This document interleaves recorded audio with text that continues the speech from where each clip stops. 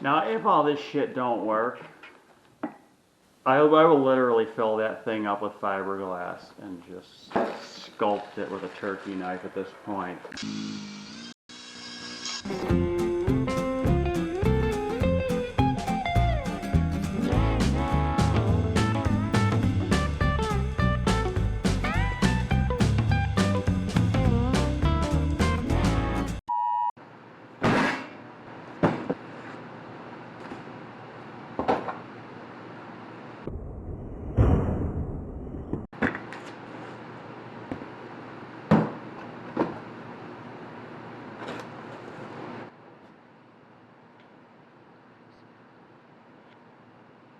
This is like the standard generic bead roller die set that the thing comes with.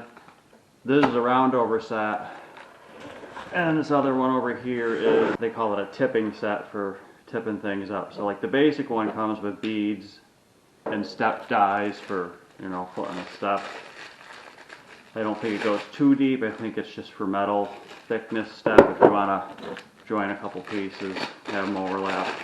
They conveniently left all the set screws out, so that I appreciate that. But Woodard, I had to go through the catalog. Looks like they got some cheap body tools. This is the round over set, and what I didn't like about this was these have an edge stop on the mating die.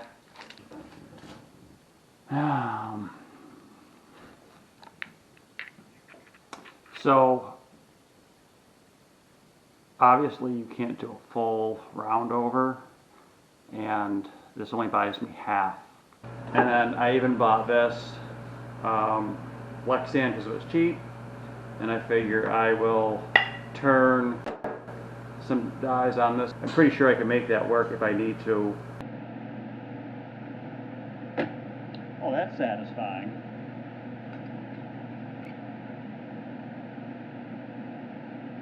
Yeah.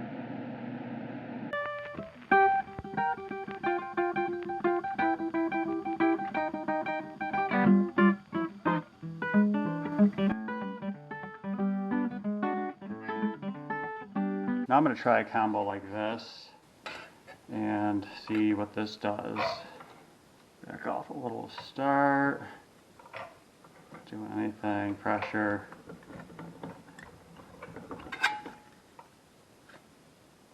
Continuing to shape it, I suppose.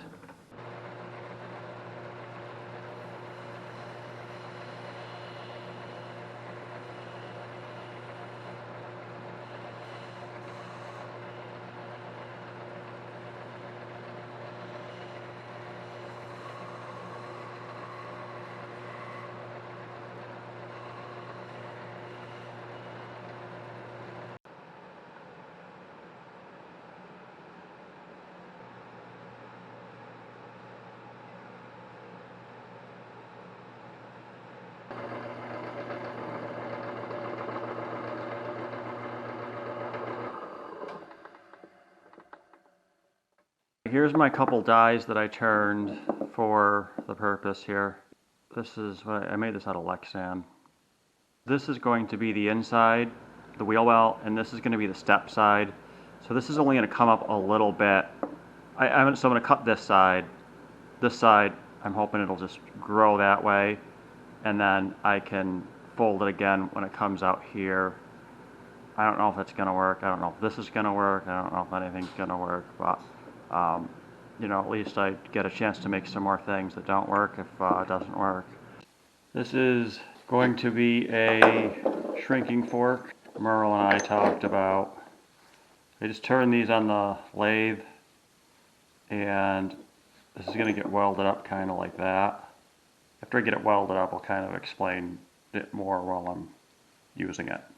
Alright, there's our shrinking fork, and oh, I missed the mark on that one a little bit, didn't I? Ah, it doesn't really matter. That's actually good. That's really nothing wrong with that. That's the story. You don't gotta worry about that. That's actually good enough. It's just there's the tool. It's gonna be on the bottom of your box. Well, what you gotta do is you gotta take a couple pieces of junk. Take some old rebar. Take whatever you got. Just go through and place it with the guy around, and you're gonna twist it up on the grinder. Now they tell you don't use the edge of the wheel. You gotta use the edge of the wheel. You want to do it really quick. You know what you put it, you chuck it up in your drill, and you spin it on the edge of the wheel, and you spin it. You spin it. Just don't grind your chuck. You grind off your chuck. Don't call me. I'm not gonna buy you a new one. So you take it, you spin it, you spin it, spin it. You take all your pieces, bada bing, bada boom. You weld it all together, you make it all sparks. It ain't gotta be pretty, it's just gotta work, it's gotta work. You take it and put it in the bottom of your box. Ain't no one ever gonna see it. Everybody ever says anything about it, you just say, hey, look, guy, why don't you show me the one that you made? You know what I'm saying? All right, one of the other things Merle and I talked about was making a tape mold. So something that you can hold in your hand and visually see what needs to go where. I should probably grease this up first a little bit, huh? And so I think what I'm going to do is I'm going to make two of them. I'm going to make one for, you know, just kind of wrapping my head around what I got to do with the metal. And I think I'm going to make another one that I'm going to cut out for more layout on the piece so I know where to go. I feel like if you do this enough times, it, you know, has to work sooner or later, right? Alright, here's our two tape molds. I feel like at this point I've made this piece out of every medium except for sheet metal. And I'm going to, no. I'm perforating it along this seam. So I'll be able to translate my lines onto the sheet metal. So I'm going to cut this here. I'm going to cut this. And I'm probably going to leave that.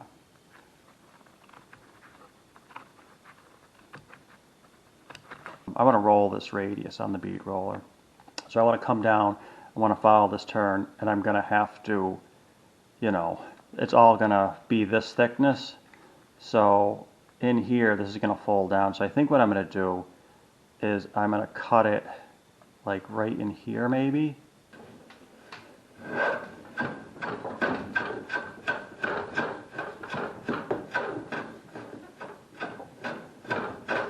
After I shrink, I'm going to use that, work the shrinking fork notches into the piece. And it's a little bit, this is a pretty accurate replica of, you know, it's the rocker panel down here. So what I did was I exaggerated it just a little bit because I figure it's going to want to pull more material from there. So I think I'd rather go a little bit farther with it. And that kind of seems like about right. I don't know, that's guesswork right there. Alright, I got the pattern translated. It's just about shrinking fork time. So, onto that. Alright, so the way this is supposed to work is you come up in here and you put a kink in the metal. I think I'm just going to start in the middle.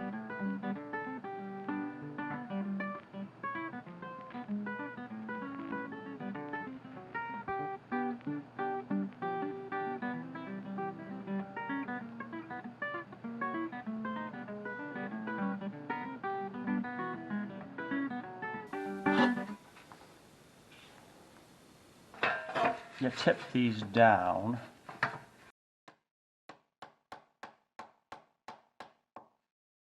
the nose to kind of lock it.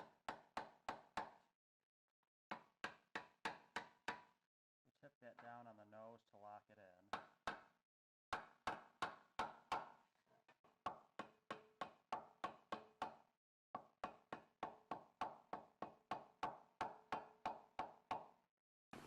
Alright, I think I got the hang of it a little bit better on this side.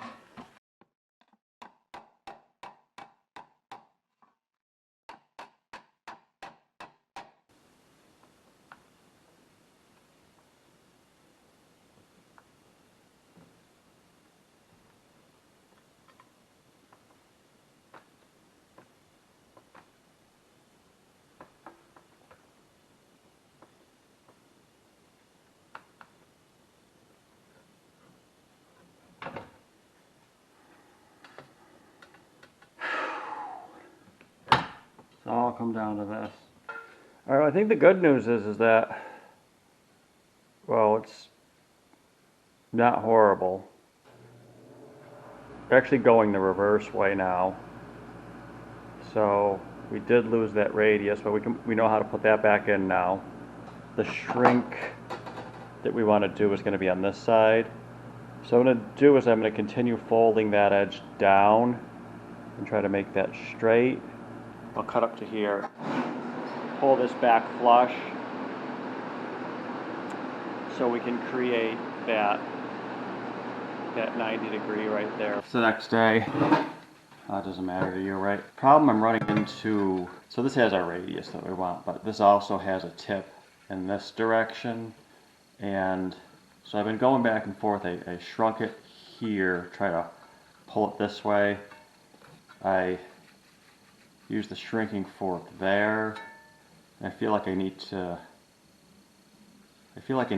shrink this in here, but I don't know how to do that. I could probably get the fork in there maybe. I'm going to cut here, fold this over, and try to shrink this. This was kind of starting to curl up on me, so you can see we're doing this, pulled it flat, and it almost wants to start to tip down. That's the radius that we need. This is the rocker panel down here. This sits on the running board. I don't know, might have to start over with another one and just do it some more. Alright, it's not working. So I think shrinking after the fact doesn't work. I think this all has to be shrunk ahead of time. You got to push this material up and then it's consumed by the bead. So I think these points need to end up kind of up in here and the material needs to get worked up. In doing it now, I might be shrinking this, but that's just going to change this down here. This is already locked in. And if that doesn't work, I'm going to just have to make this out of all separate pieces. I'll just have to cut this. I cut that side to see if that would help. It didn't. I figure we just add this in on the how not to do it tutorial we're doing here. I'm going through and tracing out all of my layout lines. What I did was I hit this with a Sharpie where I made the slits, and I'm just going through and laying them out with a diamond scribe.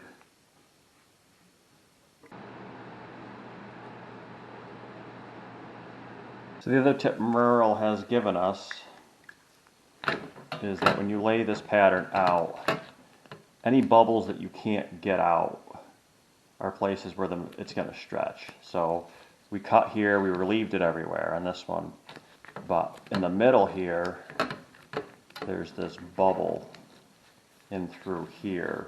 This is going to be where we're going to shrink this and push the material into this center area here. So if we can imagine going this way, pushing it towards the center line from the edges. Try something like that, and then maybe what I'll do is I'll do every other one to start with. Same shit. There's not words to express the amount of disdain that I'm feeling right now. You might look at some of these and be like, oh, you're close. Now, if you had it in your hand and you put it up next to the car or the mold, you would see why it doesn't work and why it's not close. And trust me, they are not close. Like, the place is trashed. There's metal and crap everywhere. I guess I'm just going to push forward and keep going. I don't know what else to do. Alright, this is what I've been working on. I'm trying it from the other side now, so doing this first. I made this piece. I've been trying to put some shape into it, and I figure if I can make the nailing piece and the step first, then maybe I can try to get the other part going. I still can't really weld any of this in place because it's all wood, obviously. And so then I think if you can just imagine making that bead come down here.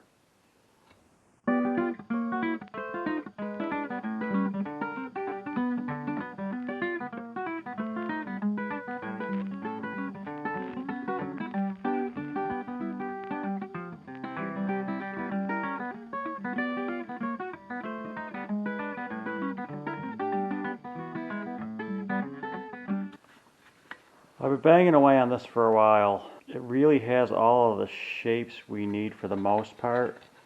And I've just been tapping it with a hammer on that thing I kind of shaped a little bit for a very long time. But before you get too excited, this is really a thin gauge metal. I mean, this is 24, I don't even know, it's really thin. All the shaping, you know, has hardened it quite a bit because there's been a lot of compression that's gone on. I think I just don't know if I'm going to be able to weld this up successfully would be the question. I had to put this stuff back in to kind of mimic everything up here. But there's our other piece, and then that's kind of how that would get welded on there. And so I think there you can kind of get the idea anyway that, you know, it's doable. The big question is can I weld this without screwing it up? And that's a big question. I did go to the welding supply place, and I kind of lucked out, and there was a seasoned welding instructor in there, and he gave me an hour and a half worth of tips on TIG welding, and he had me buy some really skinny electrodes. So that's definitely the most close thing I've been able to reduce so far.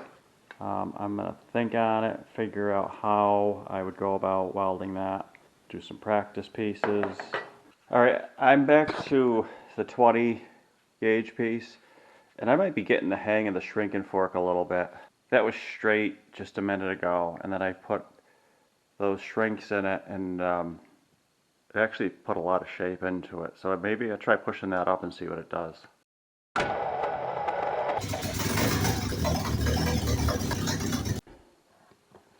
Alright, so I took our 20 gauge and I spot welded some supports on the back, and then I cut it.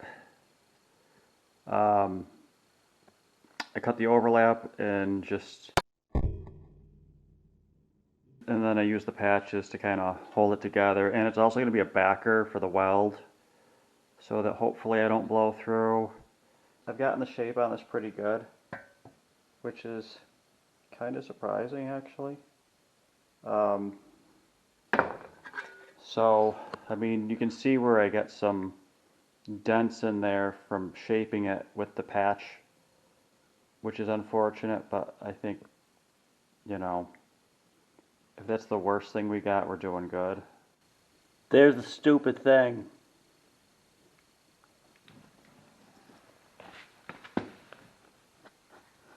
With when the rocker panel's in place, that's pretty much how it's going to look. Might be able to fix that bump a little bit. Do some lead on it. This was horrible. This was the worst thing I've ever had to do, I think. But now there's just one more thing to do. Weld it in place. Nope. Got something way more important than that to do.